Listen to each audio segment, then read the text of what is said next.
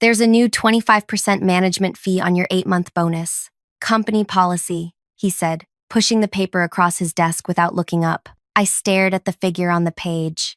$15,000, reduced to $11,250.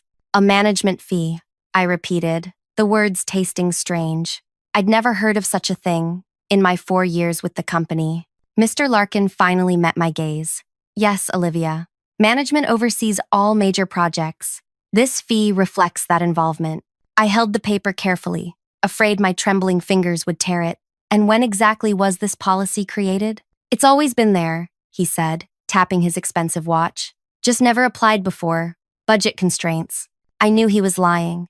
I'd reviewed every company policy manual 3 times over during my efficiency audit. I see, I said, keeping my face neutral while something inside me cracked. And does this apply to everyone's bonuses? He shuffled some papers. I have another meeting. We can discuss this later if you have concerns. I stood, clutching the bonus statement. $3,750 gone. My daughter's asthma treatments for a year. The security deposit on an apartment without mold. The money I'd promised my mother to help with her medications. Thank you for the explanation, I said, as if he'd given one. That night, I sat on my kitchen floor, surrounded by bills, Arya's inhaler prescription, 3 late rent notices, the water damage on our ceiling that the landlord ignored, 8 months of missed bedtime stories, of mommy has to work late, had earned me this bonus. It wasn't just money, it was our escape route. But now, a quarter of it vanished into Mr. Larkin's pocket. Before I continue what happened next, thank you for listening to my story today. I'd love to know where you're tuning in from. Drop a comment below. It always amazes me how connected we are, despite the distances between us. My name is Olivia Reed. 4 years ago, I joined Sterling Analytics as a data specialist. Most people's eyes glaze over when I explain what I do, finding patterns in numbers, identifying inefficiencies, creating predictive models. But numbers tell stories if you know how to listen. I was hired 2 months after my ex-husband emptied our joint account and disappeared. Left with a 4-year-old daughter, no savings, and a mountain of debt, I needed stability more than respect. Sterling offered both, initially. My apartment was small but functional. 1 bedroom that I gave to Arya while I slept on a pull-out couch. The neighborhood wasn't great, but it was close to a decent elementary school. We made it work. My supervisor, Trevor Larkin, recognized my talent immediately. You have a gift, he told me during my first performance review. You see connections others miss. What I saw about Trevor, he had an uncanny ability to take credit for his team's successes while distancing himself from failures. He maintained connections with upper management through golf games and whiskey tastings, activities I couldn't join as a single mother with no childcare options outside work hours. For 3 years, I kept my head down. I arrived early, stayed late when my mother could watch Arya, and delivered spotless analyses that Trevor presented as collaborative efforts. I didn't mind. Every small raise meant 1 less bill to worry about, 1 more treat I could afford for my daughter. Then came the efficiency project. The company was bleeding money during the economic downturn. The CEO announced emergency cost-cutting measures, including a freeze on raises and bonuses. Unless, he added, someone could identify substantial savings within the company itself. Trevor volunteered our department. Olivia, he said, stopping by my desk one evening as I was packing up. The CEO needs someone who can analyze everything. Supply chains, workflow, energy usage patterns, all of it. Find millions in savings. That sounds like a massive undertaking. It is, but there's a substantial completion bonus. Life-changing money. His eyes gleamed. I thought of you immediately. I should have asked more questions. I should have requested the parameters in writing. Instead, I thought of Arya's wheezing at night, of our bathroom ceiling growing black mold that no amount of bleach could permanently remove. I'll do it, I said. The project consumed 8 months of my life. I analyzed everything from the number of printers per department to the efficiency of heating systems. I created models showing potential savings from remote work policies and consolidated vendor contracts. Arya would fall asleep on our couch as I worked, her breathing machine humming beside her. My mother helped when she could, but her own health was failing. The final report identified $3.7 million in potential annual savings. When I showed Trevor, his expression shifted from shock to calculation so quickly I almost missed it. This is impressive, he said. I'll need to review it before we present to leadership. 2 days later, I sat in the back row of the conference room while Trevor stood at the front, clicking through my slides, occasionally saying, "As my team discovered," or "Our analysis shows." The CEO called it industry-changing work and authorized the promised bonus. Trevor nodded gravely, accepting congratulations while occasionally gesturing in my general direction as his analyst. I didn't care about the credit. The bonus would transform our lives. I'd calculated exactly how it would be allocated. Medical bills, a security deposit, and first 3 months' rent on a better apartment, a reliable used car, and a small emergency fund. Freedom, of a sort, until Trevor's management fee erased a quarter of it. That night, after putting Arya to bed, I researched company policies until my eyes burned. Nothing about management fees on bonuses. Nothing. I checked my employment contract again. The bonus structure was clearly defined, based on measurable savings identified, with no mention of deductions beyond standard taxes. My phone buzzed. A text from my mother. "How did it go? Did you get your bonus?" I couldn't tell her the truth. "Not yet. Still processing," I replied. "Should have it soon." I looked at my daughter's school picture on the refrigerator. Arya had her father's curly hair and my determined chin. She'd been so brave through all the moves, the tight budgets, the nights I came home exhausted, 8 years old and already understanding concepts like, "We can't afford that right now," and "maybe next month." The management fee wasn't just about money. It was about dignity, about promises kept or broken. I opened my laptop again, this time pulling up our company's financial disclosure policies, then the employee handbook section on reporting ethical concerns. Finally, the organization chart. Trevor reported to the vice president of analytics, who reported to the chief operations officer, who reported to the CEO. 3 layers of management that might or might not take my concerns seriously. There had to be another way. I noticed an alert pop up on my calendar app. Team meeting tomorrow at 9 a.m. Trevor would be presenting the quarterly plan. The chief financial officer often attended these meetings to discuss budget implications.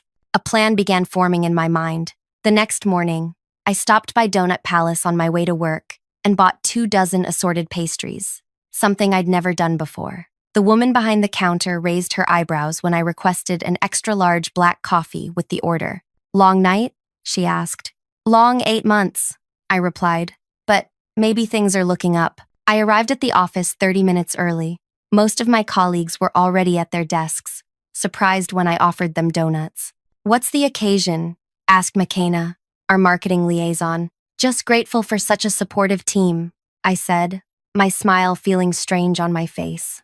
I saved a maple bar, Trevor's favorite, and placed it on a napkin beside his usual seat in the conference room, along with the large black coffee. When he walked in, his appearance startled me. Trevor wore the same clothes as yesterday, with dark circles under his eyes. His normally perfectly combed hair looked hastily fixed. "Late night?" I asked innocently. He grunted something about finalizing the quarterly budget and grabbed the coffee gratefully.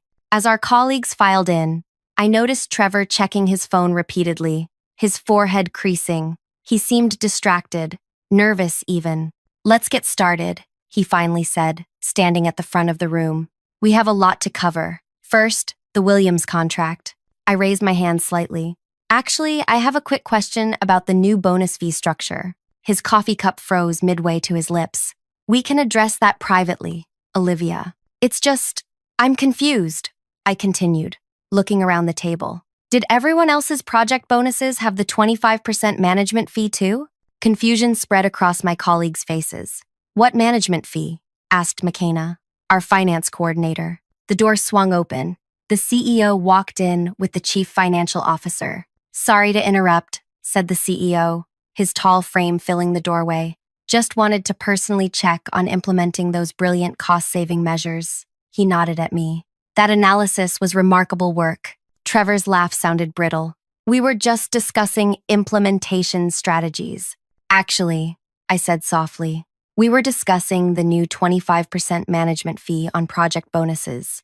I wanted to understand when this policy was created." I turned to the CFO. "Would your office have records of when this policy was implemented?" My supervisor's face drained of color. The CFO frowned. There's no such policy, she said. Trevor cleared his throat. It's a recent implementation. Perhaps it hasn't reached all departments yet. I removed a folder from my bag. That's strange. Here's my bonus statement, with the deduction clearly marked as management fee, company policy. I slid the paper toward the CFO, who picked it up with a deepening frown. I've never seen this format before, she said, examining the document. I nodded. I thought it seemed unusual too. The CEO stepped forward. What exactly are we talking about here? A misunderstanding, I'm sure, Trevor said quickly. Olivia received her project bonus yesterday, and there seems to be some confusion about standard deductions. A 25% deduction isn't standard, I said quietly. And according to my employment contract, the bonus structure is very specific. I slid a second paper forward. Not bank transfers, as everyone expected, but a single spreadsheet. The quarterly budget Trevor had accidentally left open on his computer when he rushed to the bathroom after I brought him his favorite donut. A budget showing a special performance incentive matching exactly 25% of my bonus, allocated to himself. The room went silent. The CFO gently took the paper, studied it, then passed it to the CEO. Where did you get this? Trevor demanded, his voice rising. Your computer screen. You left it open when you stepped out earlier. I was leaving the financial projection you asked for on your desk. I met his gaze. I wouldn't normally look at your files, but seeing my bonus amount with that exact 25% figure under your name caught my attention. The CEO's expression hardened. Trevor, is there an explanation for this? Trevor's laugh sounded hollow. This is ridiculous. It's obviously a mistake in the spreadsheet. I was working late on budget allocations, which don't typically include redirecting portions of employee bonuses to management, the CFO interrupted. She turned to me. Miss Reed, how long have you worked here? 4 years next month, I answered.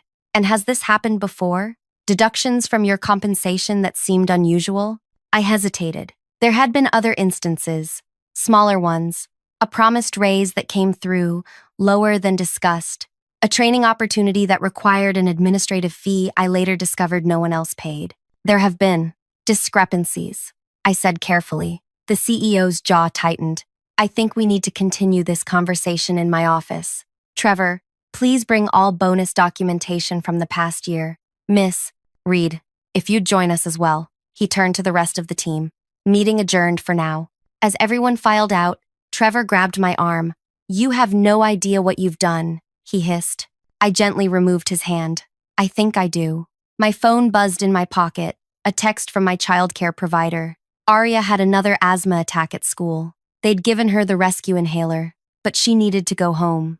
I felt the familiar twist of anxiety, the impossible balance between being a mother and keeping the job that allowed me to be a mother. I need to make a call, I told the CEO. My daughter's ill. It will just take a minute. He nodded, his expression softening slightly. I stepped into the hallway, arranging for my mother to pick up Arya, despite her own chronic pain. Another favor I'd have to repay, another apology I'd have to make. When I returned, Trevor was already in the CEO's office, his voice audible through the door. Completely dedicated to this company. One misunderstanding shouldn't erase years of leadership. I knocked and entered. The CFO sat reviewing documents, while the CEO stood looking out the window. Miss Reed, the CEO said, turning. Please sit. I took the chair farthest from Trevor, whose face had morphed from anger to a calculated pleasantness. I've explained the situation, Trevor said smoothly. The management fee was my mistake, a misinterpretation of new budget guidelines. I'll certainly rectify the error immediately. The CEO studied me. Is that satisfactory, Miss Reed? Was it? The money would be returned, but the betrayal remained. The pattern would continue with someone else, someone who might not catch it or couldn't afford to speak up. May I ask a question? I said. The CEO nodded. If there was no policy, why was the deduction labeled as company policy on my statement? That seems very specific. Trevor's pleasant expression flickered. As I said, it was a misinterpretation. Of what exactly? The CFO interrupted. Which budget guideline specifically mentions deducting from employee bonuses? Trevor had no answer. The meeting continued for another hour. I answered questions about my work on the efficiency project, about previous interactions with Trevor, about other financial discrepancies I'd noticed. By the end, the CEO asked Trevor to take a temporary leave while they conducted an investigation. The CFO assured me I'd receive my full bonus immediately, plus interest. As I gathered my things to leave, Trevor stopped me at the elevator. "You didn't have to do this," he said, his voice low. "I've helped you professionally, recommended you for projects, given you flexibility when your kid was sick. You also took credit for my work and stole part of my bonus," I replied. "It's not stealing when you've done all the groundwork," he snapped.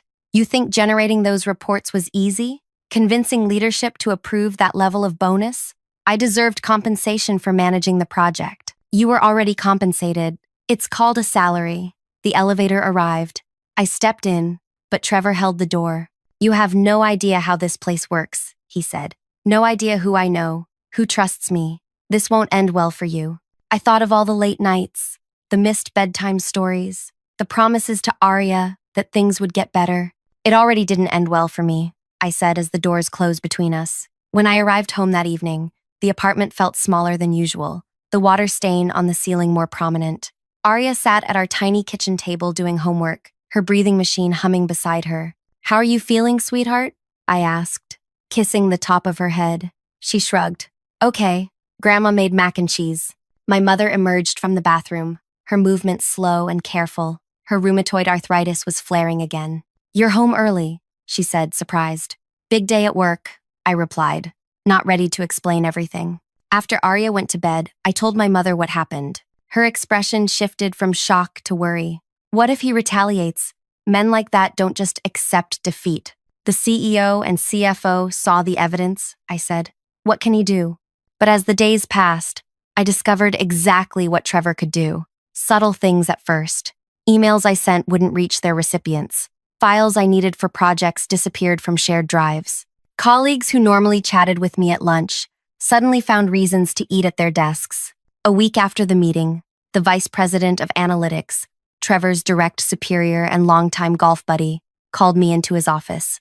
"I understand there was an incident with Trevor," he began. "There was a financial discrepancy that's being investigated," I replied carefully. He nodded. "Yes. Well, while that investigation continues, we need to ensure all departments maintain productivity. I'm reassigning some of your projects to distribute the workload more evenly." By the end of the day, I'd lost access to the efficiency implementation I'd spent 8 months developing. My new assignment was auditing supply closet inventory across all 5 office locations. That night, I couldn't sleep. The full bonus had been deposited to my account as promised, but now my position seemed precarious. Without the visibility of important projects, how long would I remain valuable to the company? The next morning, I received an email from a name I didn't recognize, Elizabeth Torres, head of internal audit. She requested a meeting at 2 p.m. When I arrived at her office, I found a woman perhaps 10 years my senior, with close-cropped gray hair and sharp eyes. "Thank you for coming, Miss Reed," she said, gesturing to a chair. "I've been reviewing the efficiency report you created. Impressive work." "Thank you," I said, surprised. "Though I'm no longer assigned to the implementation." "So I heard." She studied me. "I also heard about the incident with Mr. Larkin." My stomach tightened. "That matter is under investigation." "Yes, by my department. That's why I wanted to speak with you directly." For the next hour, Elizabeth asked detailed questions about my interactions with Trevor, about financial irregularities I'd noticed, about project credits and compensation discussions. I answered honestly, providing dates and details where I could. "Do you have documentation of these other incidents?" she asked. "Some," I admitted. "I started keeping records after the second time. A promised raise came through, smaller than discussed." She nodded, making notes. "Smart. And how many others on your team experienced similar issues?" "I don't know," I realized. "We don't discuss compensation much." "Precisely why these situations persist," Elizabeth said.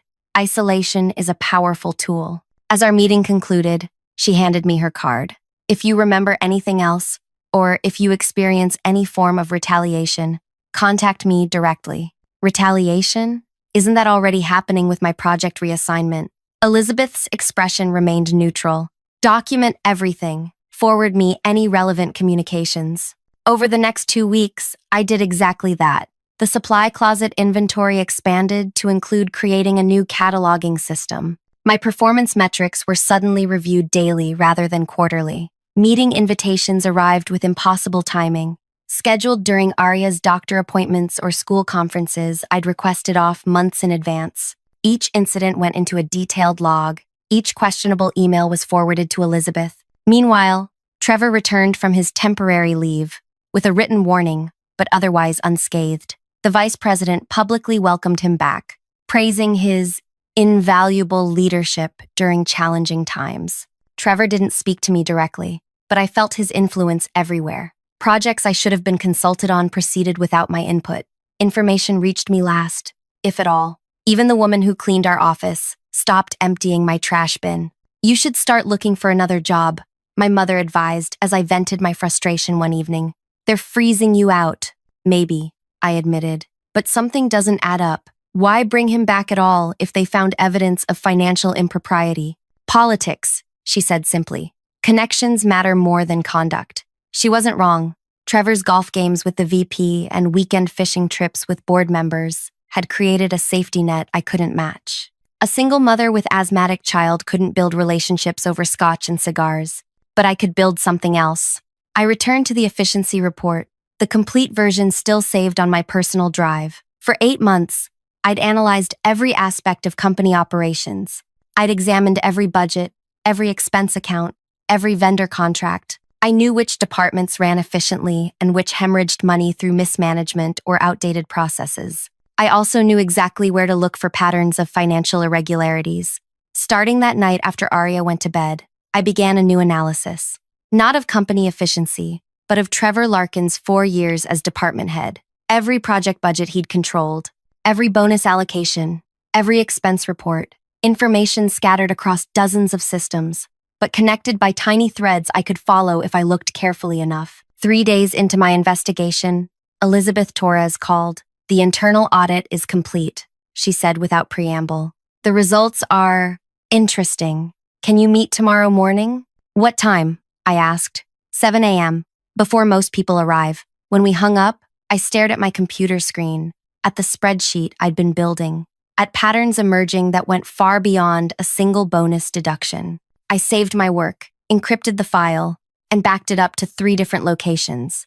Whatever happened tomorrow, I needed to be prepared. I arrived at the office at 6:55 a.m., clutching my travel mug of coffee like a lifeline. The parking garage sat mostly empty, the building quiet except for the cleaning staff. Elizabeth's office light shone from the end of the hallway. She waved me in, closing the door behind me. "Thank you for coming so early," she said. "Your call sounded urgent." I took a seat, noting the thick folder on her desk labeled "Confidential." "The audit committee met yesterday to review our findings regarding Mr. Larkin." She leaned forward. "What we discovered goes well beyond your bonus deduction." My pulse quickened. "What did you find?" "A pattern of financial manipulation dating back 3 years. Bonuses diverted, project budgets inflated with the difference pocketed, expense reports with phantom charges." She pushed the folder toward me. "Your documentation helped us identify the pattern." I opened the folder, scanning the summary page.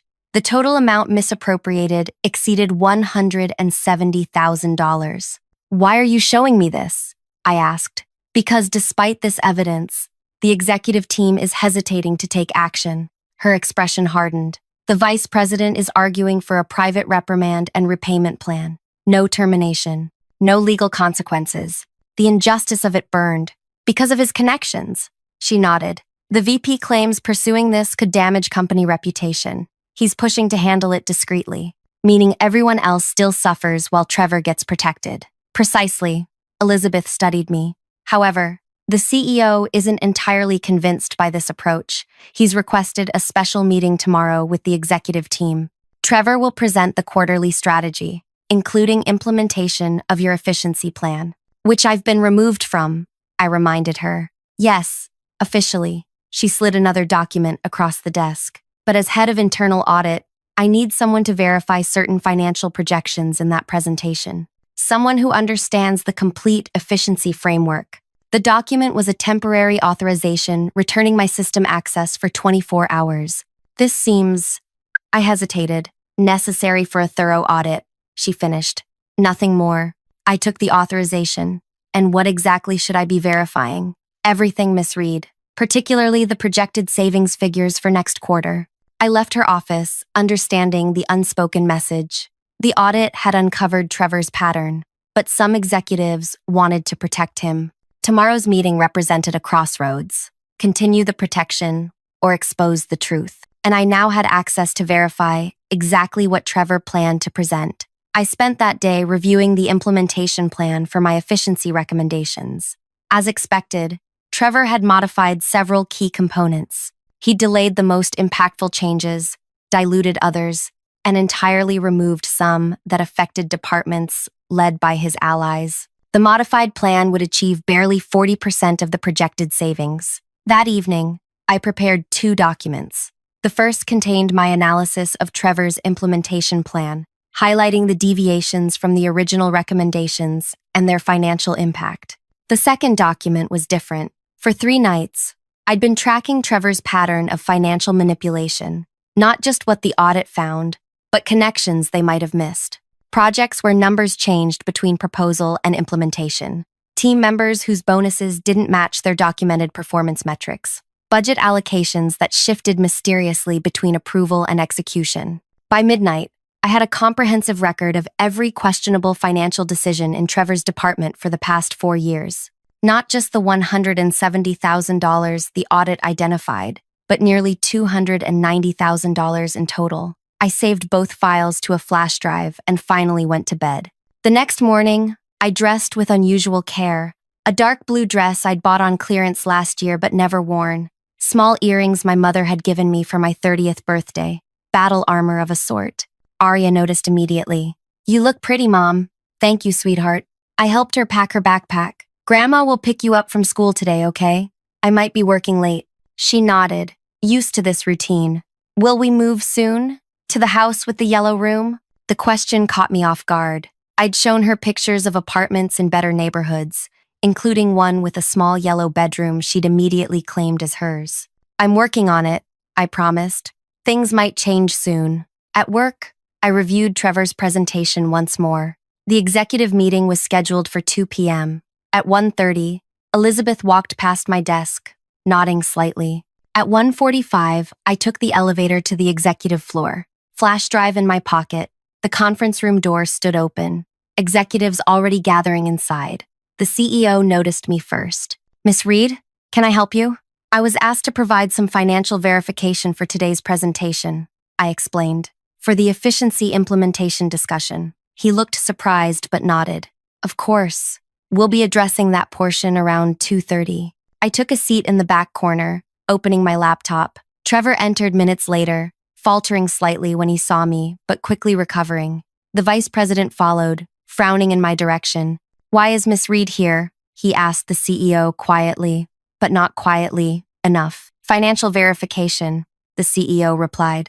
"Given her intimate knowledge of the efficiency project, it seems appropriate." The VP looked displeased, but didn't object further. The meeting began with standard quarterly updates. I sat silently, waiting. At 2:25, Trevor stood to present the efficiency implementation plan. "As you know," he began, "my team developed a comprehensive efficiency framework projected to save $3.7 million annually. After careful analysis, I've optimized the implementation to balance immediate savings with operational stability." He displayed the modified projections, showing $2.9 million in savings, instead of the original $3.7 million. Still impressive, but significantly reduced. "Implementation will occur in 3 phases, he continued, outlining timelines that stretched the most impactful changes over 18 months, rather than the 6 I'd recommended. The CEO frowned. "This timeline seems extended from the original proposal." "Yes," Trevor agreed smoothly. After detailed analysis, I determined that a more measured approach would reduce operational disruption. "And the reduced savings projection?" asked the CFO. "A more realistic figure, based on implementation challenges," Trevor replied. The original estimate was somewhat optimistic. I felt a sudden clarity, watching him confidently present my work with his modifications. This had always been the pattern. Take someone else's effort, alter it, to serve your purposes, then present it as improved through your leadership. The CEO glanced my way. Miss Reed, you created the original efficiency framework. Do you agree with these modifications? All eyes turned to me. Trevor's expression remained confident, but I could see tension in his shoulders. Actually, no, I said quietly. I don't agree. I connected my laptop to the projection system. With your permission, I'd like to show the impact of these modifications. The CEO nodded. I displayed my analysis, outlining how each change reduced the projected savings and extended the timeline unnecessarily. The original implementation plan remains entirely feasible within 6 months, I concluded. These modifications appear designed to protect certain departments from necessary changes while diluting the financial impact. Trevor's face flushed. This is absurd. You don't understand the operational complexities. I understand them perfectly, I interrupted. I spent 8 months identifying them. What's interesting is which departments receive preferential treatment in your modified plan. I displayed a chart showing the correlation between protected departments and executives with whom Trevor had personal relationships. The room went silent. The VP shifted uncomfortably. This is inappropriate, he finally said. Miss Reed is clearly upset about being removed from the implementation team. Why was she removed? The CEO asked sharply. Workload distribution? The VP replied. Standard procedure. After she reported financial misconduct, the CFO noted. Timing that suggests retaliation. Elizabeth Torres chose that moment to enter the room. Sorry to interrupt, but I was told my audit findings might be relevant to this discussion. She distributed copies of the audit report to each executive. What followed was the most uncomfortable 2 hours of my professional life. The audit findings led to questions about Trevor's financial management. Those questions led to examination of his department's budgets. Those examinations led to discoveries of other discrepancies. Throughout, Trevor's confident facade crumbled piece by piece. His explanations grew increasingly convoluted. The VP's defenses weakened with each revelation. Finally, the CEO called a break. As executives filed out, he asked Trevor, Elizabeth, and me to remain. Miss Reed, he said, the financial verification you mentioned, was it limited to the efficiency implementation? I hesitated, then removed the flash drive from my pocket. No. After experiencing the bonus deduction and subsequent retaliation, I analyzed 4 years of financial data from Mr. Larkin's department. I connected the drive and displayed my findings. The comprehensive record of every questionable transaction, every diverted bonus, every inflated budget. Nearly $290,000, I concluded, affecting 27 employees. Trevor stood abruptly. This is a witch hunt. She has no authority to access these records. Actually, I do, I said.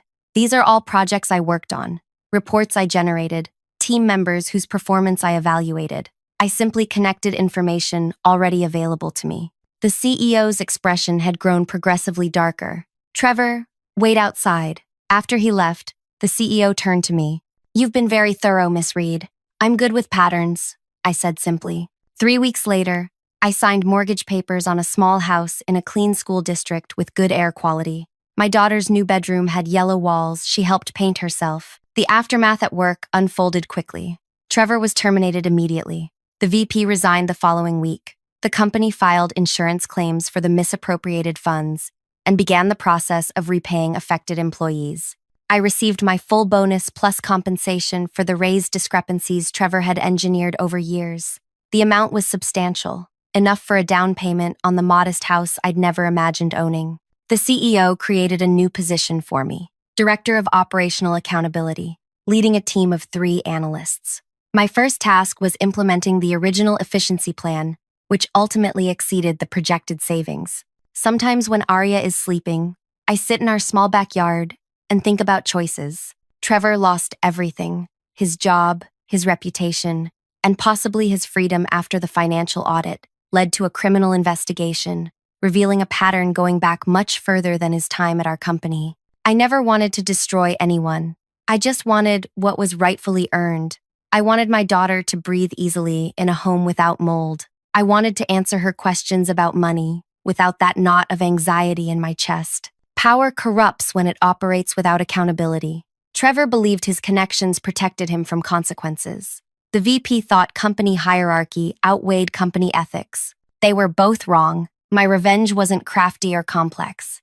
It was simply the truth, meticulously documented and presented when it mattered most. Arya starts third grade next week. Her new school has a science program she's excited about. Her asthma attacks have decreased by 70% since we moved. My mother lives in our spare room now, her medical care finally consistent. These are the real consequences, not just Trevor's downfall, but my daughter's rising health, not just financial recovery, but the breaking of a cycle of powerlessness. Not just professional advancement, but the knowledge that systems can change when people speak up. If you've stayed with my story this long, thank you. Your time and attention mean more than you know. If something in this resonated with you, please leave a comment sharing your thoughts. Have you ever faced a situation where speaking up felt impossible but necessary? How did you handle it? Every story shared helps someone else feel less alone in their struggle. And if you found value here, consider subscribing for more. We're all just trying to find our way through complicated situations. It helps to walk together.